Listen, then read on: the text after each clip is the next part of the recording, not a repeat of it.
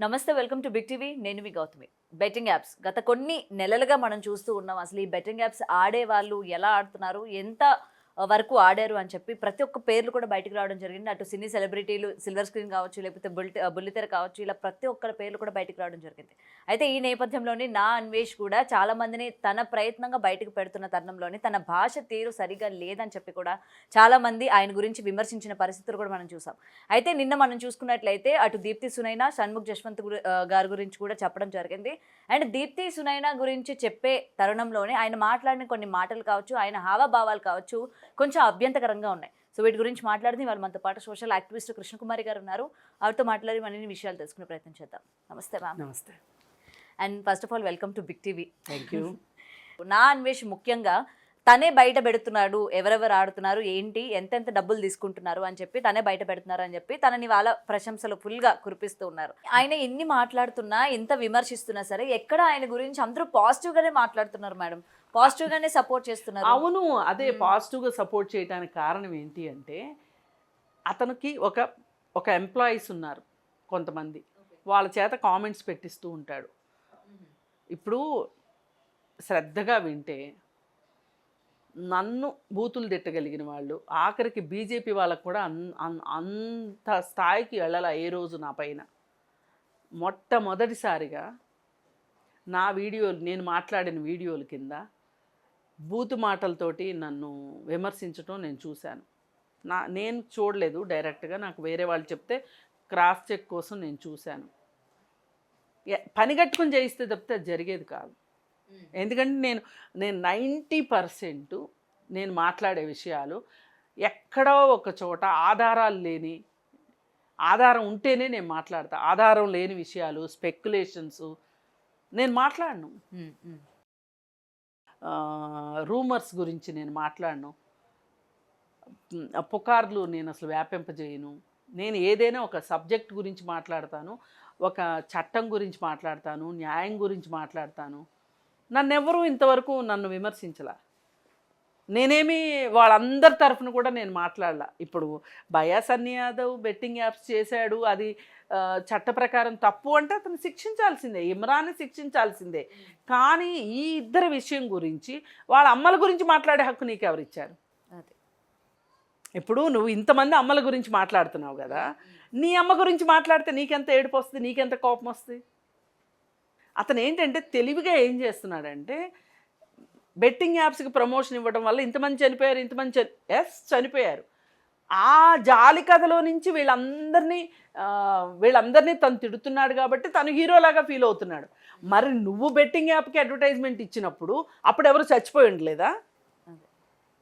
అప్పుడు కూడా చచ్చిపోయి ఉంటారుగా. దాన్ని కూడా సమర్థించుకుంటున్నాడు కదా ఆయన. ఏమని తెలిసిన తర్వాత, మా నాన్న ఇలా అయిన తర్వాత నేనెందుకు ఈ దారిలో వెళ్ళాలని చెప్పి నాకు నేనుగా సొంతంగా అనుకొని దాని నుంచి బయటకు వచ్చేసి ఇంకా బెట్టింగ్ యాప్స్ చేయకూడదు అని చెప్పి అనుకున్నాడు కదా. వీళ్ళు కూడా అనుకుంటారు.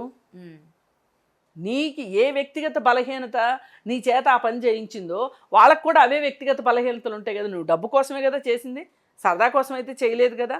అదే డబ్బు కోసం వీళ్ళు కూడా చేస్తున్నారు. ఇది తప్పు అనిపించిన రోజున మానేస్తారు. ఈలోపు నువ్వు ఇంత వాళ్ళ అమ్మల దాకా వెళ్ళాల్సిన మాటలు అవసరం ఏమొచ్చింది నీకు? అతను ఏంటంటే ఈ కారణాన్ని ఒక పెద్ద బూచిలాగా చూపించి తను ఈ మొత్తాన్ని బయటికి తీసుకొచ్చాను అన్నట్టు ఫీల్ అవుతున్నాడు. అసలు ఈ మొత్తాన్ని బయటికి తీసుకొచ్చింది యువ సామ్రాట్ రవి, ఇతను కాదు. ఏదైనా ఈ విషయం గురించి క్రెడిట్ వెళ్ళాలి అంటే యువ సామ్రాట్ రవికి వెళ్ళాలి, ఇతనికి కాదు వెళ్ళాల్సింది. అసలు ఎప్పటి నుంచో ఉన్నాయండి ఇవి. ఎప్పటి నుంచో ఉన్న వాటి గురించి మాలాంటి వాళ్ళు ఎంత మాట్లాడాము. నేను బెట్టింగ్ యాప్స్ గురించి నేను ఎంత మాట్లాడాను. మనం ఏంటంటే అవన్నీ ప్రచారం చేసుకోం కదా. మనకు ఒక సొంత ఛానల్ లేదు, మన సొంత డబ్బా మనం కొట్టుకోం కదా, సొంత టీం లేదు, కామెంట్లు పెట్టించే టీం లేదు. కాబట్టి నీ ఆటలు ఈ విధంగా సాగుతున్నాయి. ఏది మాట్లాడినా నేను మాట్లాడాల్సింది చెప్పి నా తరఫున ఇంకొకళ్ళు మాట్లాడటానికి, దొంగచాటు పనులు చేయటానికి లేరు ఎవరు. మేము ఎప్పటి నుంచి అసలు ఏదైనా ఆత్మహత్య జరగగానే క్రికెట్ బెట్టింగ్ల గురించి, ఆన్లైన్ బెట్టింగ్స్ గురించి ఎన్నోసార్లు వీడియోలు చేశాము. మరి ఇతనేంటంటే ఈయనకు ఒక్కడికే బ్రెయిన్ ఉంది, ఈయన బ్రెయిన్లో నుంచే వచ్చిన ఈ ఆలోచనలన్నీ అనుకుంటున్నాడు అతను.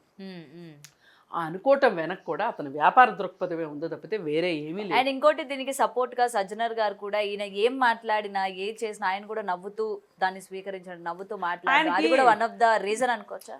One of the reason. కాకపోతే మనం అక్కడ సజ్జనార్ గారు మాట్లాడింది అది జూమ్ కాల్. జూమ్ కాల్లో ఏంటి అంటే కొంచెం అంత ఫాస్ట్గా రియాక్షన్స్ అంత ఫాస్ట్గా రియాక్ట్ అవ్వటానికి ఉండదు ఒకటి. రెండోది అసలు ఇతను మాట్లాడేది పట్టి పట్టి వింటే తప్పితే పూర్తిగా అర్థం కూడా కాదు ఇతను మాట్లాడేది. అతని ఒక స్టైల్లో మాట్లాడతాడు. ఓకే. ఇప్పుడు ఆయన ఏమన్నారు, నీ పెళ్ళి ఎప్పుడు ఇంతకీ అని అడిగారు. అడిగితే వీడు చెప్పిన ఆన్సర్ ఏంటి, వండుకుంటే ఒకటే కూర, అడుక్కుంటే 66 కూరలు.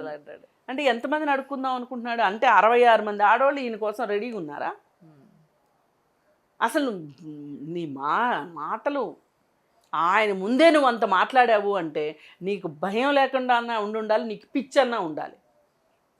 రెండే కారణాలు ఉంటాయి ఇక్కడ.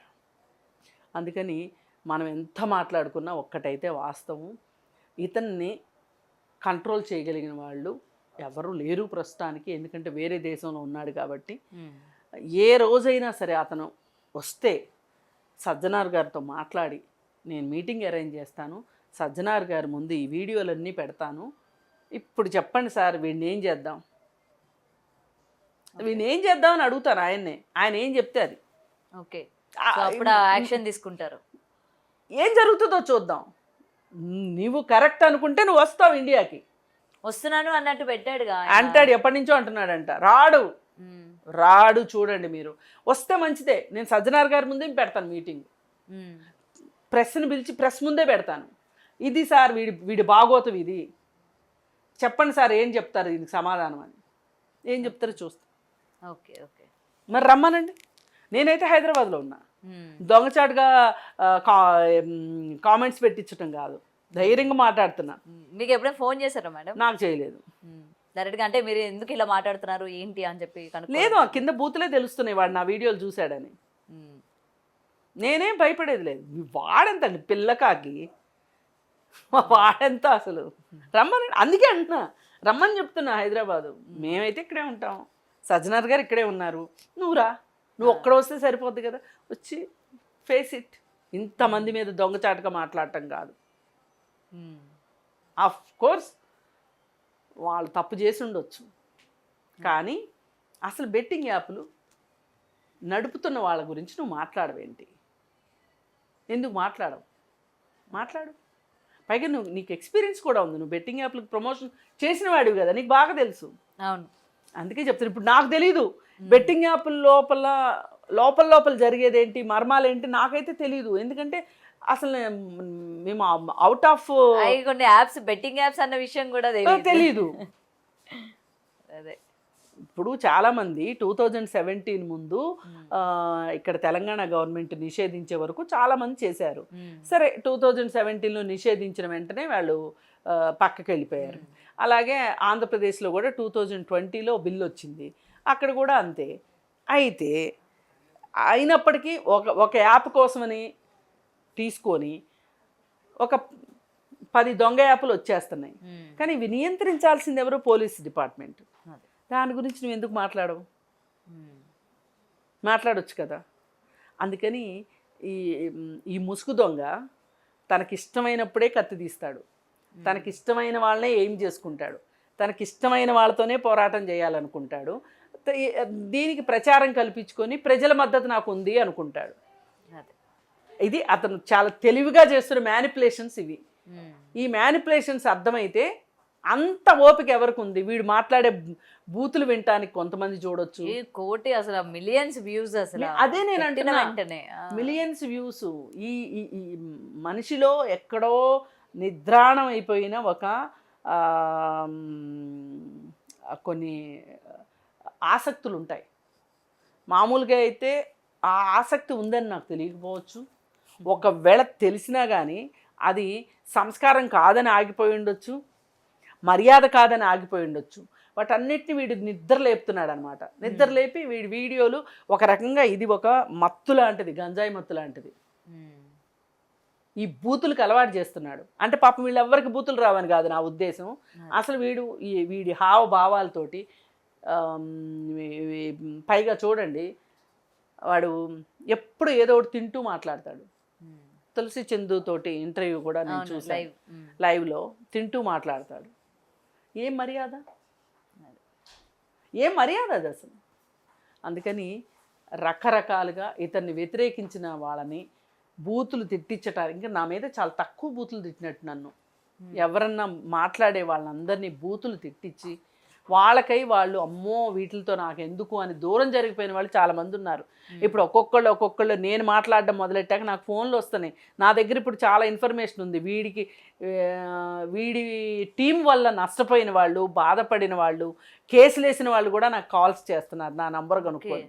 వాళ్ళందరూ బయటికి రావాలి, వాళ్ళందరూ బయటికి రావాలి. వస్తేనే ఈ వెధవ సంగతి ఏంటో, ఈ గాలితనం ఏంటో తెలుస్తుంది. ఇప్పుడు పెద్ద హీరోని అనుకుంటున్నాడు. నువ్వు పెద్ద హీరోవు కాదురా, -0 అని చెప్పదలుచుకున్నాను. ఓకే, చూడాలి మరి ఎంతమందిని తీసుకొస్తారు ఇంకా మరి బయటకి. ఎప్పుడు అది జరుగుతుంది అనేది వెయిట్ చేస్తూ ఉన్నాము. ఖచ్చితంగా అదే జరగాలి, జరిగి తీరుతుంది. Okay ma'am, thank you so much. Thank you. For more videos like this, subscribe Big TV channel.